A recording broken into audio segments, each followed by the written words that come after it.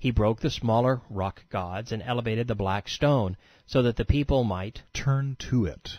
It was as if the early Greeks had broken statues of Athena, Poseidon, and Hermes so that they could worship the one true god, Zeus. How was the biggest idol any more god than the impostors? While I'll continue to convey Islam's version of Dishonest Abe to illustrate how Mohammed crafted his religious scam, I would be remiss if I didn't credit the prophet with his first miracle. He just pounded a nail into his own coffin. The Quranic story continues with these uninspired words. Quran 21, verse 59. They said, "Who has done this to our gods? He is a mischief-monger. We heard a youth talk of them called Abraham. Then bring him before us, that he may testify." They said, "Are you the one who did this?" He said, "No, it was done by the biggest idol. Ask the other idols if they can speak." They were utterly shamed and confounded. "You know they do not speak." He said, "What? Do you then serve beside Allah what brings you no profit, nor can harm you? Fie upon you, and upon the things that you worship besides Allah. Have you no sense?" They said, "Burn him and protect our gods." Since Allah never spoke, why didn't that shame Mohammed?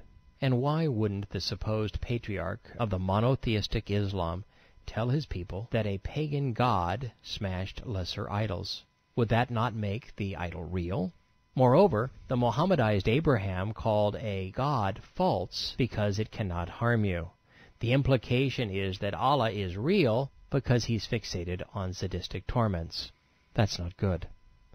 Now that we have an argument raging, it's time to reshape Abraham of Ur into the image of Muhammad of Mecca.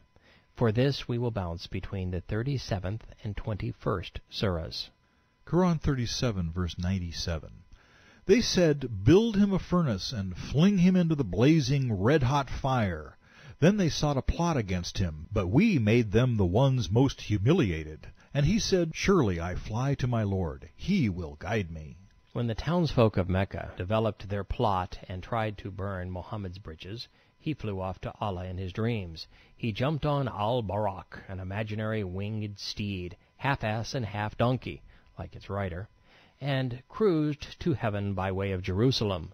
Although he humiliated himself with his tale of daring do, Muhammad also claimed that it was really the Meccans who were dashed. Quran 21:69. We said, "O fire, be cool, and safety for Abraham." Then they sought a stratagem against him and wished to set a snare, but we made them the ones that lost most. I know Allah loves plots, but this is ridiculous. Why would the townsfolk design a plot to snare him after they were burning him? Quran 21, verse 71. But we delivered him and Lot to the land of Israel, which we have blessed for men and jinn. This must be a joke. Allah has blessed Israel? Was that the blessing of the PLO or Islamic Jihad? As the Islamic Abraham flees the fire, we are confronted with an odd transition and unbelievable dialogue. Quran 37, verse 100. Lord, grant me a righteous son. So we gave him the good news of a boy ready to suffer and forbear. Then, when the son reached the age of serious work with him, he said, "Son, I see in a vision that I offer you in sacrifice. Now, what is your view?" The son said, "O my father, do as you are commanded. You will find me, if Allah so wills, one practicing patience and constancy." Even with 9 words artificially inserted into the text by the translators for clarification, this verse is bizarre. It is as if Muhammad overheard a half-dozen Bible stories and tried to tie them all together in one paragraph. Over the course of 5 sentences, he takes us from a gang of nameless people building a furnace to terrorize Abe to having him terrorize his son. And there is a significant detail missing. The son's name isn't stated, because Muhammad can't decide which son should be sacrificed, or even where and when the event occurred.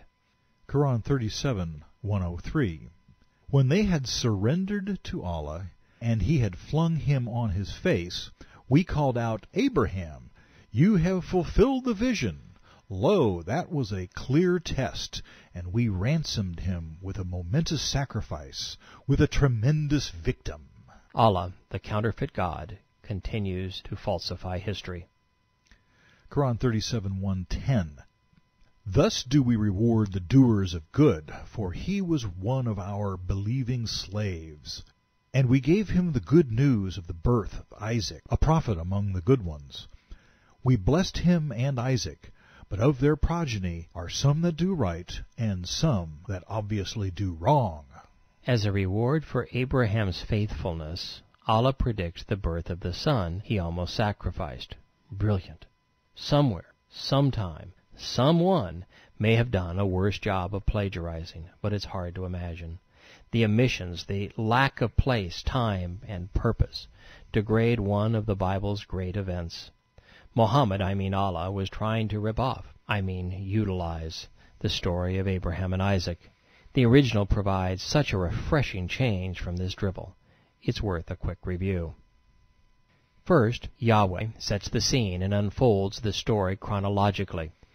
Genesis chronicles the life of Abraham, the places he lived, the people he encountered, as well as the birth of his two sons, Isaac and Ishmael.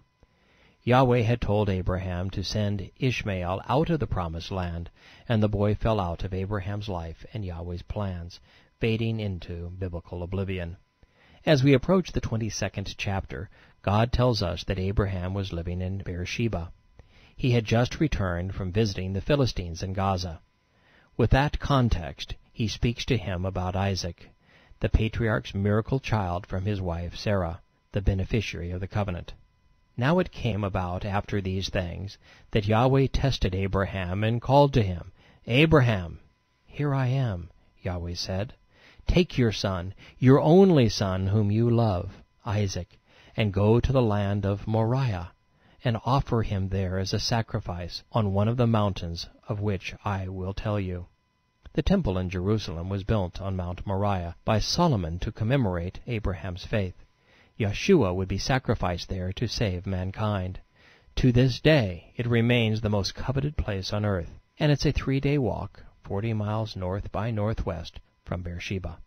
The details of the sacrifice were extraordinarily important to Yahweh. This drama had to be played out exactly as it would happen to Yeshua. The timing was important too.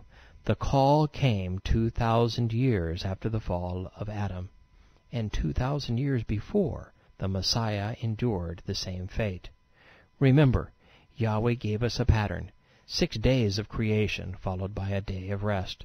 It has been nearly 2,000 years since Yeshua's sacrifice, and the Bible tells us that 1,000 years of peace will follow his return. Abraham arose early, saddled his donkey, and took 2 young men with him, along with Isaac.